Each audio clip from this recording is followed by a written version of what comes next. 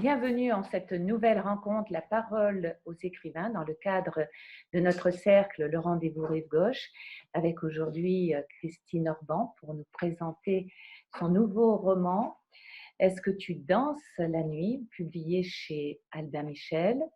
Bonjour Christine. Bonjour Christine. Eh bien Christine, merci d'avoir accepté mon invitation. C'est toujours une joie de partager, de te retrouver. Tu es une fidèle du cercle. Alors, d'abord, est-ce que ton amie Virginia Woolf t'accompagne en cette période de retrait? Tu l'as toujours présentée comme ta compagne. Alors là, peut-être pour nos amis, et puis rappeler que ce serait bien de la relire aussi. C'est vrai, surtout le journal, parce que le journal d'un écrivain, c'est une présence. Lire un journal, c'est avoir le quotidien d'une personne, comme si c'était une amie, comme si on parlait avec elle. Euh, donc, même comme je fais je donne quelques conseils de lecture en ces temps de confinement. J'ai conseillé quelques journaux et surtout celui de Virginia, évidemment, qui, moi, m'accompagne toujours. Elle parle de la vie de tous les jours, de l'écriture aussi. C'est très intéressant pour les gens qui aiment la littérature, de ses lectures. Et, et c'est vrai que comme presque une compagnie. Alors justement, euh, on se connaît depuis un certain temps, et c'est vrai que toi aussi, tu es une compagne pour nous, pour nos lecteurs. Euh, avec tes romans, tu nous suis, tu nous proposes un chemin pour dénouer toutes nos contradictions, nos blessures, notre fragilité aussi. Et à nouveau, parce que nous t'attendons à chaque publication, à nouveau dans ce roman, Est-ce que tu danses la nuit? Point de suspension d'ailleurs, hein, il manque le... Tu vas nous expliquer pourquoi il n'y a pas de point d'interrogation. Eh bien, tu passes à travers des, euh, des transgressions. C'est un peu par cette voie-là que tu nous permets de nous rencontrer dans nos fragilités. Alors, d'abord, est-ce que c'est plus facile ou c'est plus juste d'avoir cette espèce de miroir par la transgression? Alors, il y a plusieurs choses dans cette question. Alors, d'abord, on va commencer par le titre. Pourquoi Oui. 3 points et pas, comme c'est une question, un point d'interrogation? Parce que je trouve l'interrogation un peu agressive. Je trouve que 3 petits points, ça laisse la part du rêve. C'est plus doux qu'une interrogation. Et puis, est-ce que tu danses la nuit? Il y a plusieurs choses dans le titre. La danse symbolise la jeunesse, le est-ce que l'inquiétude, et la nuit, c'est le mystère. Donc, voilà pour le titre. Et cette histoire de ponctuation, oui, alors on m'a dit aussi, oui, comme Sagan, aimez-vous Ça, c'est Brahms, elle avait aussi franchement. mis 3 petits points. Je ne connais pas ses raisons à elle, je vous donne les miennes. Alors, après, la seconde question, c'était la fragilité. J'aime les héros qui ont une part d'humanité, qui nous ressemblent, donc qui ont un côté sombre et un côté fragile. Et je vais développer les deux dans ce roman.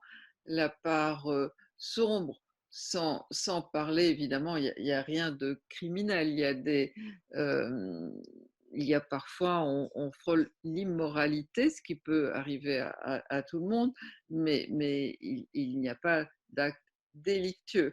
Il y a un désir très fort qui parfois va plus loin, enfin, bon, gagne sur la morale.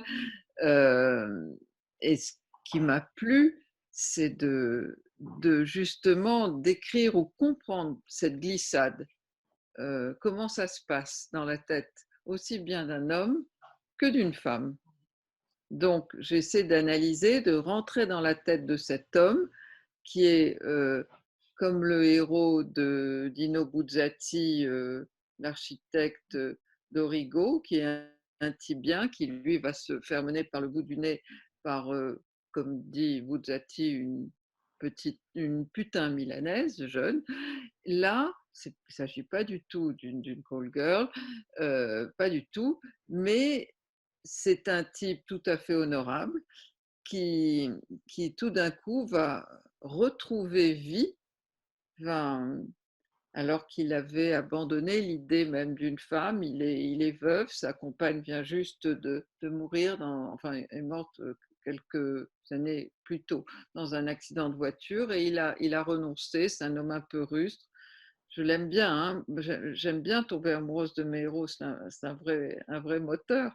Euh, il aime la chasse, la pêche, la nature, et puis Il a tout les d'un cheveux coup, blancs, il a les cheveux il blancs. va être en face de cette jeune fille et il va retrouver goût à la vie. Alors, est-ce qu'on peut, au nom de la morale, là, c'est la petite amie de son fils, c'est compliqué évidemment, c'est toute la question de ce livre, résister à la vie, à la renaissance.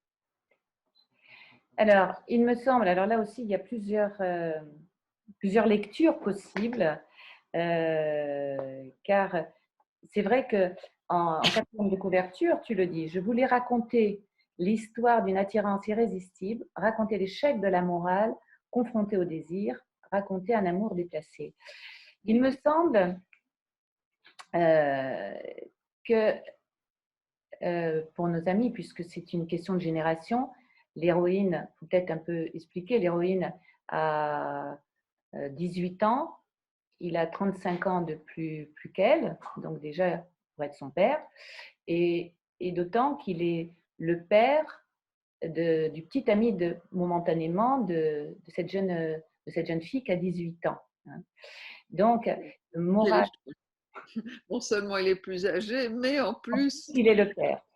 Donc, voilà, il est le père donc de la il petite amie. au niveau de la morale, effectivement, il aggrave sa situation. Voilà, Cependant, c'est bien. euh, il est facile de dire que c'est immoral.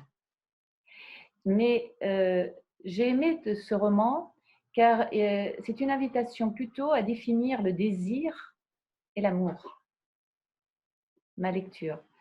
C'est-à-dire que, euh, alors ce serait bien peut-être que tu racontes au départ comment ils se rencontrent peut-être, parce qu'il y a une histoire, comment elle remonte dans son passé, pour que nos amis puissent bien suivre pourquoi ce désir par rapport à l'amour. Cette jeune femme qui a la maturité, hein, elle va avec son mari à Athènes fêter ses 20 ans de mariage et elle passe chez sa mère qui a plus la conscience des choses parce qu'elle est malade et sa gouvernante, celle qui l'a élevée enfant, lui remet un panier de lettres et son journal. Et c'est à partir de là qu'elle remonte le temps, dirons-nous, et qu'elle revient dans son histoire précédente, qui précède celle qu'elle vit avec son époux à ce moment-là. D'ailleurs, à cet égard, une question, est-ce que c'est juste, utile, à un moment donné, quand on est au moment de notre maturité, au cœur de nos vies, de faire le point? Est-ce que c'est un message de c'est bien de s'arrêter, de regarder, ou on peut suivre son chemin et de toute façon, le passé, quelquefois, nous rattrape, comme dans le cas d'espèce de notre héroïne. Ouais, il y a plusieurs choses aussi. Il y a la rencontre avec le passé, la rencontre avec l'homme qui n'a pas tout à fait à voir. La rencontre avec le passé, je dis dans le livre, c'est comme prendre une autoroute en sens inverse. Elle est bien dans son présent. Elle va, comme tu l'as dit, fêter ses 20 ans de mariage avec son mari en Péloponnèse, puisque elle habitait la Grèce, elle a été élevée dans ce pays. Et tout à fait fortuitement, le témoin de son passé, cette dame qui habite chez elle et qui l'a élevée, mais qui est comme une amie de la famille, qui maintenant s'occupe de sa mère, va lui donner un panier rempli de lettres tout en lui déconseillant de les ouvrir parce qu'elle sait ce qu'il y a dans le panier et de les jeter au feu. Mais seulement la curiosité est là de rencontrer ce passé, alors que le mari d'ailleurs est à côté et Mmh. lui tient la main et elle va à côté de ce mari revivre ce déchirement entre la maturité et la jeunesse, et qui est un déchirement parce qu'elle est qu'elle avait vécu aussi, parce qu'on peut aimer deux hommes, je critique pas mes héros, ni en général les personnes dans la vie, mais quand c'est le père et le fils, c'est un peu compliqué. Et en fait, c'est pas seulement deux hommes, c'est l'attirance pour ça, son âge, pour la jeunesse, et l'attirance pour la maturité d'un homme qui a des manières et qui a un autre style de vie que son petit ami. Elle est une jeune fille de 18 ans parfois est plus mature qu'un jeune homme de 18 ans. Donc elle est une femme en devenir, elle est juste en train de passer ce pas-là quand elle rencontre le père. Mais elle a dire au revoir aux nuits à la belle étoile sur une plage en écoutant les Pink Floyd, aux promenades en mobilette pour tout d'un coup aller dans les hôtels à étoiles. Et c'est une autre vie. Et c'est ce choix-là qui, j'aime bien parler des jeunes. Je l'ai fait dans N'oublie pas d'être heureuse. Je l'ai fait avec le corps qu'elle a et celui-là parce que c'est un âge difficile. Et très souvent, la maturité, après, on dépend de ses choix alors qu'on n'est pas toujours armé pour choisir. On n'est pas toujours, on n'a pas l'expérience pour choisir. Donc, c'est vrai que c'est un âge qui m'intéresse beaucoup. Le moment où on choisit son chemin professionnellement, on hésite, et sentimentalement. Mais ce qui m'intéressait, c'était pas du tout un amour interdit, c'est un amour qui ne sera même pas regretté, qui sera un passage dans la vie, comme il arrive parfois, et un passage qui, elle, c'est une éducation sentimentale en fait, euh, avec un homme plus âgé, et lui, ce sera le plus beau moment de sa vie, même si un des deux va prendre décision et va le payer. Mais tu viens de le dire, il s'agit, on a une lecture par rapport à cette jeune fille, cette jeune femme en devenir, mais la rencontre, quand on est souvent, bien sûr, les choix professionnels, les choix de vie à ce moment-là sont souvent avec des injonctions parentales. Et c'est vrai que euh, dans ton roman, la mère, elle joue un rôle fondamental pour moi, puisque elle a le moment de la rencontre de cette jeune femme avec le père, enfin, quand ils vont rentrer dans leur relation, c'est au moment où le fils s'est mis en retrait parce qu'il y a eu une rupture. Il vient prendre de ses nouvelles et la mère cautionne, autorise. Elle permet à sa fille d'aller avec cet Ah, homme. c'est pas tout à fait ça. Le fils est brutal et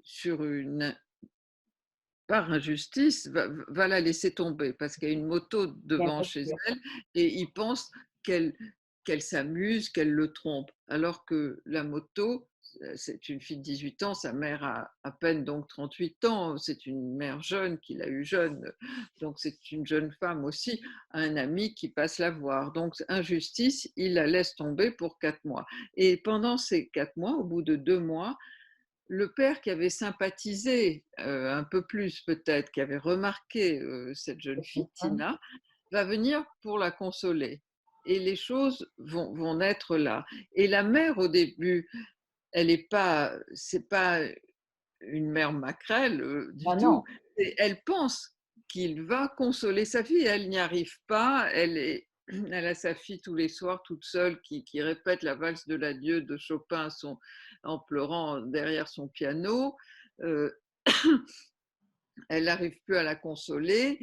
Et d'abord, elle croit, alors j'ai bien aimé jouer avec l'ambivalence que elle a cet homme peut-être pour elle, parce qu'elle s'ennuie avec un mari qui n'est pas très souvent là, et puis que cet homme est très, très beau, très séduisant. Et puis, non, il vient pour sa fille. Alors évidemment qu'un homme de cette génération vient pour sa fille, mais c'est pour la consoler. Donc, elle laisse, elle n'est pas au début. Après, elle va s'apercevoir qu'il y a plus que ça, bien évidemment, mais elle n'est pas consciente des sentiments de Simon pour cette jeune femme, pour sa fille. pour sa fille. Et donc, ils vont. C'est la raison pour laquelle je dis qu'à un moment donné, cette jeune fille est donc en manque, elle a un sentiment d'abandon, que cet homme, avec une figure paternelle ou évidemment un goût, vient combler. Et lui, de l'autre côté, semblerait d'être aussi dans ce manque puisque son épouse est décédée. Et puis, bon, c'est pas quelqu'un qui multiplie les conquêtes. Et c'est la raison pour laquelle je parlais tout à l'heure, j'évoquais le mot désir dans le sens où ils auraient peut-être pu, même si c'est immoral, ils auraient peut-être pu sublimer ce désir et le transformer en amour, me semble-t-il. Mais à un moment donné, on ne va pas révéler à nos amis parce que c'est très bien écrit, puis il y a un rythme que tu sais très bien donner dans tous tes romans. Quand il va à Paris, alors qu'elle ne le sait pas, parce qu'elle continue ses études à Paris, on voit que là, du seul coup, on a basculé dans cette passion, pathos, et qu'ils ont du mal à s'ajuster. Et c'est la raison pour laquelle je parle de ce désir-là. On est proche euh, euh, de cette émotion de Narcisse, là. C'est-à-dire que l'un et l'autre, ils se voient pour s'aimer, pour être en satisfaction d'eux-mêmes. C'est une quête d'eux-mêmes. Lui, à travers cette jeune femme, pour retrouver sa jeunesse, et elle, retrouver peut-être une figure même paternelle, puisque le père, tu en parles peu, il est souvent absent. Donc, c'est cette difficulté que tu nous offres à nouveau. Comment transformer le désir en amour en laissant à côté le côté immoral parce voilà, c'est le père de son ex-petite amie finalement. Et c'est une vraie question, et encore une question sur qu'est-ce que l'amour, la différence entre tomber en amour et créer cette relation avec l'autre. Et là, euh, c'est très bien montré, car l'amour ne peut pas nous sauver de nous-mêmes. C'est ça que tu nous montres, me semble-t-il, c'est ma lecture. Tu la partages? On écrit un livre, puis après, chacun, il trouve ce dont il a besoin. Je crois que c'est Vialat qui disait un bon livre, c'est un livre qui parle de moi. Ah, c'est vrai. Peut-être que tu avais besoin de trouver ça. Je ne crois pas que j'ai voulu montrer cela. J'ai voulu montrer une passion déraisonnable et, et une attirance irrésistible. euh, qui finalement est montré que le plus fort des deux n'est pas celui qu'on croit. De toute façon, c'était un amour qui était condamné à l'avance, puisqu'il y avait une trop grande différence. Il dit à un moment donné, il sait bien qu'elle aura des enfants, mais avec un autre homme, si elle a des enfants un jour, mais pas de lui, que tout ça est un peu condamné, mais c'est peut-être, si tu veux, faire quelques généralités, c'est peut-être profiter du moment quand il se présente. Mais malheureusement, quand on s'aime, on ne peut pas faire autrement que se projeter dans un passé, dans un futur, et le futur est forcément ombrageux et compliqué quand il y a une telle différence. Mais peut-être, je reviens encore à la mère, si elle n'avait pas, parce que conserver les 10 lettres qui se sont envoyées, qu'ils n'ont jamais reçues, justement, dans le droit fil de ce que tu nous proposes dans cette histoire irrésistible, ils auraient très bien pu la transformer, peut-être après, on peut écrire l'histoire et peut-être continuer leur chemin ensemble. Mais Oui, mais la vie aurait de toute façon marqué un arrêt. C'est biologique, ouais, c'était pas possible à très, très long terme. Heu, alors ce serait plus je voulais dire, mais pour des raisons de différence de génération que pour des raisons de morale à ce moment-là. À un moment donné, on peut accepter, même si ça c'est ça m'amusait, ça a été, c'est drôle parce que les quelques papiers qui ont pu sortir avant le confinement, puisque le livre ouais, est sorti en mars 2020, heu, disent que, alors ça a l'air un peu prétentieux de le citer, mais que c'est construit comme une tragédie grecque des temps modernes. Alors, je ne sais pas, je n'y ai absolument pas pensé en l'écrivant, mais si je pense aux tragédies grecques, il y a l'hubris qui punit, c'est-à-dire le dépassement le dépassement. Alors, quand en voulant euh, contredire la nature et aimer la femme de son fils ou une personne qui n'est pas du tout de sa génération, une très grande différence d'âge, euh, peut-être que là, le héros, Simon, le père, en effet, dépasse. Euh, donc, dans une tragédie grecque, il serait puni. Et là, il ne s'agit pas de punition du non, tout, du tout. mais la jeunesse reprend ses droits. Voilà. Donc, c'est la jeunesse qui tranchera. Je ne veux pas dire comment ni Non, comment ça va se non, non, passer, mais, mais, mais c'est la jeunesse qui va reprendre ses droits. Et ça, c'est finalement la nature qui je n'aime pas du tout parler de punition, mais non, qui va c'est c'est dans la l'ordre, relation. c'est dans l'ordre des choses. Exactement. Parce que la jeunesse, Donc, c'est quand même l'avenir. Et on porte, la jeunesse porte l'avenir. Donc, mais ce qui m'intéressait, c'est de raconter ce moment où l'on se croise, qui est sûrement un cadeau dans la vie d'une jeune fille et qui de là, va faire son éducation amoureuse avec un homme. Alors, je mets en parallèle un fils, ils ne sont pas tous comme ça, mais qui est un peu adolescent encore. Il est pas très précoce, il est resté un peu enfant. Il pense qu'à nettoyer sa moto, à changer des pièces. Moi, je n'y connais rien, mais euh, de sa moto. Et donc, il travaille pas très bien à l'école. Donc, évidemment, la différence entre les deux est immense. Et pour le père, c'est aussi un cadeau de pouvoir goûter la jeunesse. bien Donc, il y a un sûr. moment où les deux se croisent, où ça tombe bien finalement. Et il faut savoir finir les choses. Et sinon, la nature, la vie, la jeunesse finit pour vous. Donc, il ne s'agit pas de punition comme dans Non, la on n'est pas tragédie du grecque. tout.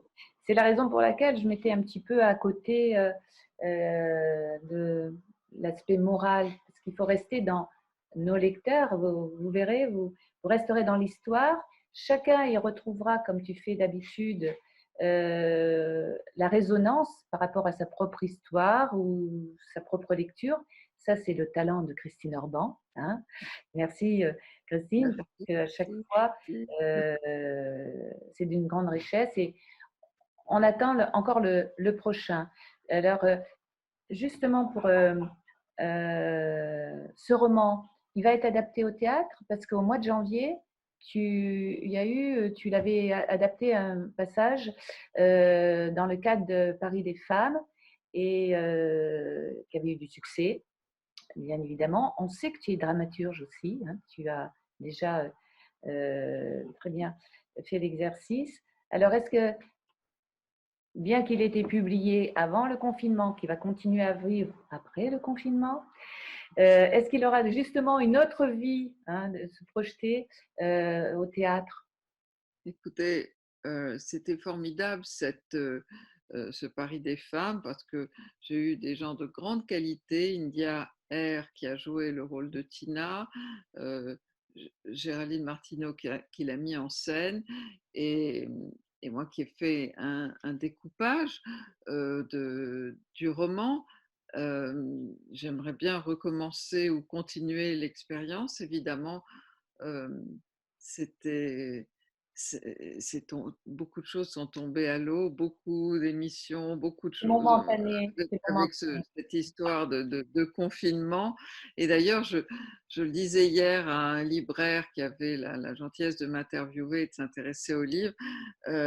Au fond, je me rends compte à quel point vous faites, et toi aussi, chère Christine, partie du processus de création. Vous êtes finalement le point final. On a besoin de vous, des, des signatures, des émissions pour finalement, pour passer les héros, pour s'en libérer presque, C'est vrai, et ouais. qu'on peut mettre ce point final. Moi, j'ai beaucoup de mal à parler de ce que j'écris, ça me prend un temps nécessaire parce que je sais en, en parler par écrit, mais pas à l'oral. Enfin, je sais écrire dessus, pardon, plutôt qu'en parler. Et j'ai passé plusieurs mois plongée dans l'écriture. Donc, c'est une autre façon, la parole, de s'exprimer.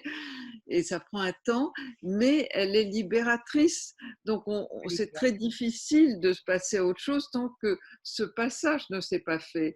Et avec le Covid, le confinement, la fermeture des librairies, l'annulation de tous les salons et des émissions, forcément, cette passation ne s'est pas faite.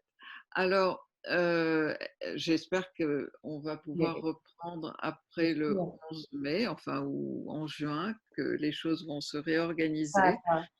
Mais et et je qu'on pense mettra que les ensemble le lecteurs point sont final toujours… pour passer à autre chose. Oui, oui, mais les lecteurs sont toujours au rendez-vous, Christine. Toujours, Merci surtout beaucoup. pour Christine Orban et lire évidemment toutes ces histoires. Merci, Christine. Donc, Merci. à très vite, hein, et pour un nouveau roman. Et, et bonjour à tous les lecteurs Merci du beaucoup. Merci, mes amis. Alors, eh bien, à très vite pour une prochaine rencontre, La parole aux écrivains.